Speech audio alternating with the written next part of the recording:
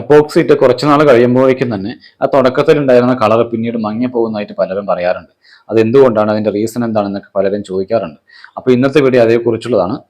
അപ്പോൾ ഇതിന് പ്രധാനമായിട്ട് 3 കാരണങ്ങളാണ് അതിനുള്ളത്. അപ്പോൾ അതെന്താണ് എന്ന് അറിയുന്നതിന് വേണ്ടിയിട്ട് വീഡിയോ സ്കിപ്പ് ചെയ്യാതെ മുഴുവനായിട്ടും കാണാൻ ശ്രമിക്കുക. KM ഫ്ലോറിംഗ് സൊല്യൂഷൻസിന്റെ മറ്റൊരു വീഡിയോയിലേക്ക് എല്ലാവർക്കും സ്വാഗതം. പ്രോപ്പറായിട്ട് എങ്ങനെയാണ് എപ്പോക്സി ചെയ്യേണ്ടത് എന്ന് വ്യക്തമാക്കുന്ന ഒരു വീഡിയോ ആണിത്. അതോടൊപ്പം തന്നെ ഇൻട്രോയിൽ പറഞ്ഞിട്ടുള്ള എപ്പോക്സിയുടെ നിറം മങ്ങുന്നതുമായി ബന്ധപ്പെട്ടിട്ടുള്ള ആ പ്രധാനപ്പെട്ട 3 കാരണങ്ങൾ കൂടി ഈ വീഡിയോയിൽ വ്യക്തമാക്കുന്നുണ്ട്. അതുകൊണ്ട് വീഡിയോ സ്കിപ്പ് ചെയ്യാതെ മുഴുവനായിട്ടും കാണാൻ ശ്രമിക്കുക. എപ്പോക്സി ചെയ്യുന്നതിന് മുൻപായി ടൈലിലെ എല്ലാ ജോയിന്റ്സും പ്രോപ്പറായിട്ട് ക്ലീൻ ചെയ്ത് ആ ടൈലിന്റെ ജോയിന്റിനകത്തുള്ള എല്ലാ സിമെന്റ് പാർട്ടിക്കിൾസും കംപ്ലീറ്റ് ആയിട്ട് റിമൂവ് ചെയ്തിരിക്കണം. റിമൂവ് ചെയ്തതിന് ശേഷം ഫസ്റ്റത്തെ സ്റ്റെപ്പ് എന്ന് പറയുന്നത് ആഫില്ലിംഗ് ആണ്. ആഫില്ലിംഗ് ചെയ്യുന്നതിനായി ടൈൽ ജോയിന്റ് ഫില്ലർ തന്നെ ഉപയോഗിക്കണമെന്ന് നിർബന്ധമില്ല. ടൈൽ ഒട്ടിക്കാൻ ഉപയോഗിക്കുന്ന അഡസീവ് ഉപയോഗിക്കാം, അല്ല എന്നാണെങ്കിൽ സിമെന്റ് ഉപയോഗിക്കാം. പക്ഷെ സിമെന്റ് ഉപയോഗിക്കുമ്പോൾ ശ്രദ്ധിക്കേണ്ട ഒരു കാര്യം, ആഫില്ലിംഗ് കഴിഞ്ഞ് ഒരു 3-4 ദിവസമെങ്കിൽ നന്നായി നനച്ചതിന് ശേഷമേ എപ്പോക്സി ചെയ്യാവൂ. ടൈൽ ജോയിന്റ് ഫില്ലറാണ് ഉപയോഗിക്കുന്നതെങ്കിൽ കുറച്ച് ചിലവ് കൂടുതലാണ്. അപ്പോൾ അതൊരു കിലോയ്ക്ക് ഏകദേശം 100 രൂപയുടെ അടുത്ത് വില വരുന്നുണ്ട്. ചിലവ് കുറയ്ക്കുന്നതിന് വേണ്ടിയിട്ടാണ് സിമെന്റും മറ്റ് അഡസീവൊക്കെ ഉപയോഗിക്കുന്നത്. പേസ്റ്റ് ജോയിന്റിൽ ഫില്ല് ചെയ്ത് കഴിഞ്ഞാൽ സാധാരണഗതിയിൽ എല്ലാവരും ഇതേപോലെ ഒരു സ്പേസർ 3 mm നീളത്തിൽ കട്ട് ചെയ്തിട്ട് ആ ജോയിന്റ് കറക്റ്റായിട്ട് വലിച്ചെടുക്കുകയാണ് സാധാരണ ചെയ്യാറുള്ളത്. പക്ഷെ അങ്ങനെ ചെയ്യുമ്പോൾ ഉണ്ടാകുന്ന ഒരു കുഴപ്പം എന്താണെന്ന് വെച്ച് കഴിഞ്ഞാൽ, അത് പ്ലാസ്റ്റിക് ആയതുകൊണ്ട് തന്നെ കുറേ സമയം ചെയ്ത് കഴിയുമ്പോൾ തന്നെ അത് തേഞ്ഞിട്ട് ആ ജോയിന്റിന്റെ പെർഫെക്ഷൻ കറക്റ്റായിട്ട് കിട്ടില്ല.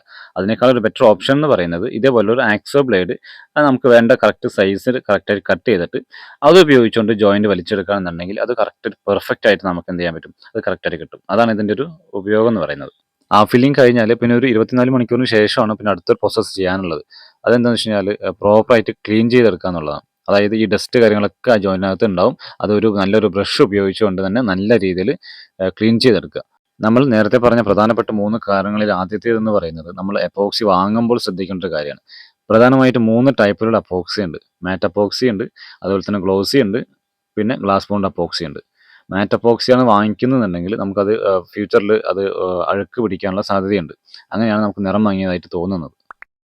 ജോയിന്റിലെ പൊടിയെല്ലാം തന്നെ ബ്രഷ് ഉപയോഗിച്ചുകൊണ്ട് കംപ്ലീറ്റ് ആയിട്ട് ക്ലീൻ ചെയ്ത് കഴിഞ്ഞതിന് ശേഷം പിന്നെ ചെയ്യാനുള്ള ഒരു പ്രോസസ്സ് എന്ന് പറയുന്നത്, ഒരു മോപ്പോ അല്ല എന്നുണ്ടെങ്കിൽ ഒരു നനഞ്ഞ തുണി ഉപയോഗിച്ചുകൊണ്ട് കംപ്ലീറ്റ് ആയിട്ട് തുടച്ച് വൃത്തിയാക്കുകയാണ് ചെയ്യേണ്ടത്. ഇങ്ങനെ തുടച്ചതുകൊണ്ട് മാത്രം ക്ലീനിങ് പ്രോസസ്സ് കംപ്ലീറ്റ് ആയിട്ടില്ല. ഇപ്പം തന്നെ ഏകദേശം ഒരു 50% പൊടി മാത്രമേ പോയിട്ടുണ്ടാവുള്ളൂ. അത് അറിയണമെന്നുണ്ടെങ്കിൽ ഉണങ്ങിയതിന് ശേഷം കൈകൊണ്ട് ഇങ്ങനെ തുടച്ച് നോക്കിയാൽ തന്നെ നമുക്ക് മനസ്സിലാവും വീണ്ടും അതിനകത്ത് പൊടിയുണ്ട് എന്നുള്ളത്.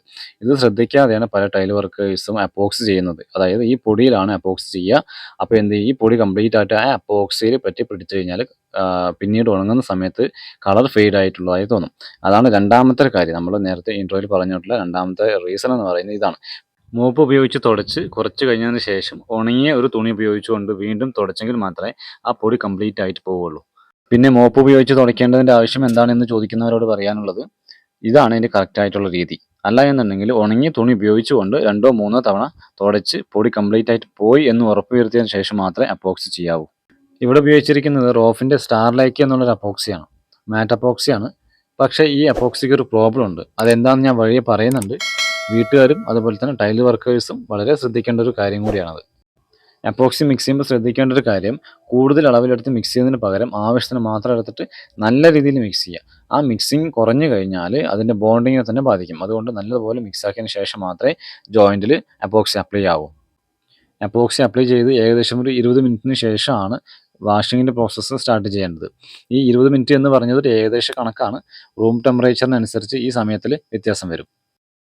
എപ്പോക്സി വാഷ് ചെയ്യുമ്പോൾ സ്ക്രബ്ബറും ശുദ്ധമായ വെള്ളവും ഉപയോഗിച്ചുകൊണ്ട് ജോയിൻറ്റിൽ റൗണ്ട് ഷേപ്പിലാണ് സ്ക്രബ് ചെയ്തെടുക്കേണ്ടത്.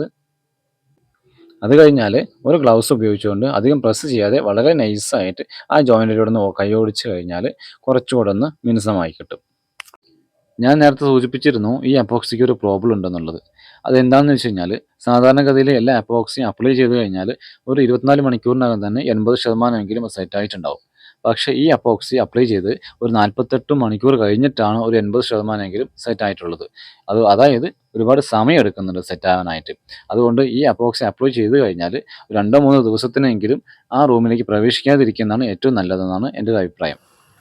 പിന്നെ ഇൻട്രോയിൽ പറഞ്ഞ എപ്പോക്സിയുടെ നിറം മങ്ങുന്നതുമായി ബന്ധപ്പെട്ടിട്ടുള്ള 3ാമത്തെ റീസൺ എന്ന് പറയുന്നത്, എപ്പോക്സി നമ്മൾ എവിടെ അപ്ലൈ ചെയ്യുന്നു എന്നതുമായി ബന്ധപ്പെട്ടിരിക്കുന്നുണ്ട്. അതായത് വെയിലുള്ള സ്ഥലങ്ങളിൽ എപ്പോക്സി അപ്ലൈ ചെയ്യുകയാണെന്നുണ്ടെങ്കിൽ വളരെ പെട്ടെന്ന് തന്നെ നിറം മങ്ങിപ്പോകാൻ സാധ്യതയുണ്ട്. അതായത് ടെറസിൽ, അതുപോലെ തന്നെ ഷോ വാള്, ക്ലാഡിങ് ഏരിയയിലേക്ക് അപ്ലൈ ചെയ്യുന്ന എപ്പോക്സിക്ക് വളരെ പെട്ടെന്ന് തന്നെ നിറം മങ്ങി പോകാനുള്ള സാധ്യതയുണ്ട്. അങ്ങനെയുള്ള ഏരിയയിൽ അപ്ലൈ ചെയ്യാനായിട്ട് സെപ്പറേറ്റ് എപ്പോക്സി ഉണ്ട്. ഗ്ലോസി ടൈലിലും മാറ്റ് എപ്പോക്സി തന്നെയാണ് കോമൺ ആയിട്ട് ഇന്ന് എല്ലാവരും ചെയ്തു വരുന്നത്. ടൈല് മാറ്റാണെന്നുണ്ടെങ്കിൽ മാറ്റ് എപ്പോക്സിയും, ടൈല് ഗ്ലോസി ആണെന്നുണ്ടെങ്കിൽ ഗ്ലോസി എപ്പോക്സിയോ, അല്ലാന്നുണ്ടെങ്കിൽ ഗ്ലാസ് ബോണ്ട് എപ്പോക്സിയോ ഉപയോഗിക്കുന്നതാണ് ഏറ്റവും നല്ലത്. ഈ സൈറ്റിൽ തന്നെ ചെയ്തിട്ടുള്ള ഇന്ന് ഏറ്റവും ട്രെൻഡിങ് ആയിട്ട് എല്ലാവരും ചെയ്തുകൊണ്ടിരിക്കുന്ന ഒരു സ്റ്റെയർ കേസാണിത്. നോർമൽ ടൈലിനെ 45 ഡിഗ്രി അടിച്ച് ഇത്രയും തിക്നെസ് ആക്കിയിട്ടാണ് ഇത് ചെയ്തിരിക്കുന്നത്. ഇതിൻ്റെ മേക്കിംഗ് വീഡിയോ ഓൾറെഡി നമ്മുടെ ചാനലിൽ അപ്ലോഡ് ചെയ്തിട്ടുണ്ട്. വീഡിയോയുടെ ലിങ്ക് ഐ ബട്ടണിലും അതുപോലെ തന്നെ ഡിസ്ക്രിപ്ഷൻ ബോക്സിലും എൻ്റെ സ്ക്രീനിലും കൊടുക്കുന്നുണ്ട്. താല്പര്യമുള്ളവർക്ക് വിസിറ്റ് ചെയ്യാവുന്നതാണ്. അപ്പോൾ ഇതുവരെയും വീഡിയോ ലൈക്ക് ചെയ്യാത്തവരുണ്ടെങ്കിൽ മറക്കാതെ ലൈക്ക് ചെയ്യുക. അതുപോലെ തന്നെ ചാനൽ സബ്സ്ക്രൈബ് ചെയ്യാത്തവരുണ്ടെങ്കിൽ സബ്സ്ക്രൈബ് ചെയ്ത് സപ്പോർട്ട് ചെയ്യാം. അപ്പോൾ മറ്റൊരു വിഷയമായി നമുക്ക് വീണ്ടും കാണാം. This is Mahesh, KM flooring solutions from Palakkad.